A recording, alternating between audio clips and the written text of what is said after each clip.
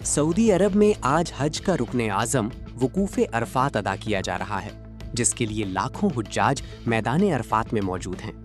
पाकिस्तानी आज़मीन हज के अव्वलीन काफ़िले गुज़श्ता शब नमाज इशा के बाद अरफात रवाना हुए।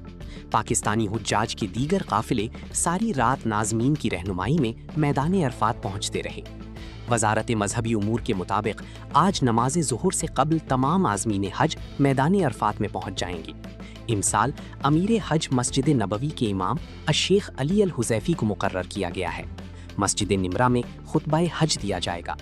आज़मीन हज खुतबाए हज के बाद खैमों में ही ज़ुहर और असर की नमाजें कसर जमा अदा करेंगी। हुज्जाज किराम गुरूब आफ्ताब तक वकूफ़ अरफात के दौरान दुआओं और मुनाजात में मसरूफ़ रहेंगी। इस वक्त मैदान अरफात में दुनिया भर से आए लाखों फर्जंदान इस्लाम की इबादात और दुआओं का सिलसिला जारी है। मैदान अरफात में वकूफ़ मुकम्मल करने के बाद हुज्जाज किराम मुज़दलिफ़ा की जानिब रवाना होंगी। यौम अरफा पर पाकिस्तान और उम्मत मुस्लिमा की अमन व सलामती और तरक्की के लिए खुसूसी दुआएं की जाएंगी।